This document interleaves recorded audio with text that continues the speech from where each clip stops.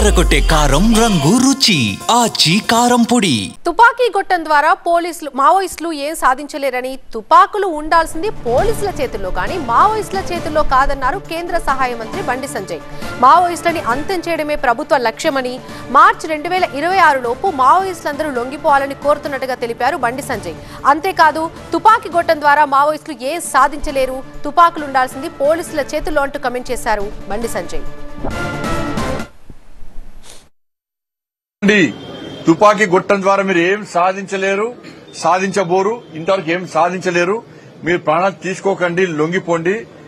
మావోయిస్టులను అంతం చేయడమే మా లక్ష్యం.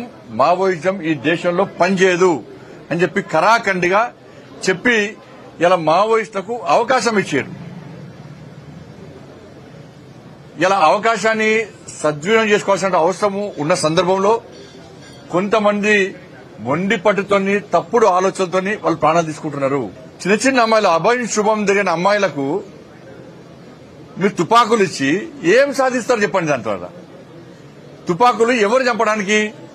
రండి, సమాజం రండి, సమాజం మార్పు కోసం ప్రయత్నం చేయండి, అందరితో మాట్లాడండి. తుపాకీ పట్టుకొని మీరు కాల్స్తా అంటే ఇది క్షమించే ప్రభుత్వం, నరేంద్ర ప్రభుత్వం కాదు. ఇలా మనం ఛత్తీస్గఢ్ చూస్తుంటే చిన్న చిన్న అమ్మాయిలు తుపాకులు పట్టుకొని లొంగిపోతే వాళ్ళ భవిష్యత్తు ఏం కావాలి? వాళ్ళ భవిష్యత్తు నాశనం చేసేవాళ్ళు మీరు. లొంగిపోయినటువంటి మావోయిస్టు నేతలందరూ కూడా వాస్తవాలు గ్రహించారు. మేము జంగల్లో ఉండి సిద్ధాంతం కోసం పనిచేస్తున్నాం, మా ప్రాణాలను పణంగా పెట్టి సిద్ధాంతం కోసం పనిచేస్తున్నాం. అనేక మంది ఇవాళ ఎన్కౌంటర్లో చనిపోతున్నారు. మా అన్ని పేద కుటుంబాలు, మా కుటుంబాలను దూరం పెట్టినాం. మా కుటుంబాలను దూరం పెట్టి మేము సిద్ధాంతం కోసం పనిచేస్తున్నాం. వాళ్ళ లాస్ట్కు లొంగిపోయే పరిస్థితికి వచ్చిందంటే ఆలోచించండి. అలా మీ సిద్ధాంతం ప్రజలు నమ్మతలేరు. ఇవాళ మళ్లీ అప్పీల్ చేస్తున్నా, అందరు లొంగిపోండి. ఇంకా 4 నెలలు మాత్రమే మీకు సమయం ఉంది. 4 నెలలు మాత్రమే సమయం ఉంది. అమిత్ షా గారి యొక్క లక్ష్యం 2026 మార్చ్ మావోయిస్టులను అంతం చేయడమే లక్ష్యం. అమిత్ షా గారు ఒక మాట అంటే మాట నిలబెట్టుకునేటువంటి వ్యక్తి. మీకు అవకాశం ఇంకా 4 నెలలు ఉంది. వాళ్ళ హిడ్మా ఇవాళ పెద్ద నాయకుడు, మావోయిస్ట్ సంబంధించి జాతీయ స్థాయి నాయకుడు ఏం సాధించాడు చెప్పాలి? ఏం సాధించిండు? ఇవాళ నువ్వు చనిపోతే ఆయన చనిపోయిన, భార్య చనిపోయా. ఇలా అర్బన్ నక్సల్స్ మాయలో పడి జంగల్లో ఉన్న నక్సలైట్స్ మీరు మోసపోకండి, మీ ప్రాణాలు తీసుకోకండి. అర్బన్ నక్సల్స్ అనే వ్యక్తులు ఏసీ రూమ్ లో ఉంటారు.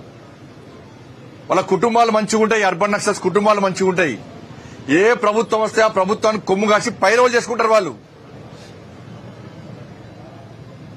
వాళ్ళు మావోయిస్టు సిద్ధాంతాల గురించి వాళ్ళు మాట్లాడతలేరు. వాళ్ళకి ఏ ప్రభుత్వం వస్తే ఆ ప్రభుత్వాన్ని కొమ్ము కాస్తారు. ఆస్తులు సంపాదించుకుంటారు, వాళ్ళు పైరవులు చేస్తున్నారు. వాళ్ళు ఏసీ రూమ్ లో ఉంటున్నారు, కార్లలో తిరుగుతున్నారు. మరి మీరు జంగల్ తిరుగుతా మీకు ఏమొచ్చింది? ప్రాణాలు కోల్పోతున్నారు. దేనికోసం పనిచేస్తున్నారు మీరు ఇవాళ? మరి అర్బన్ నక్సల్స్ మాట విని మీరు మోసపోకండి.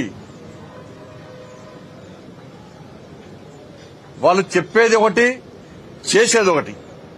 కానీ ఇప్పటికైనా నేను మళ్లీ అప్పీల్ చేస్తున్నా, ఎవరైతే అండర్ గ్రౌండ్ లో ఉన్నారో వాళ్ళందరూ కూడా వాస్తవాలను గ్రహించండి.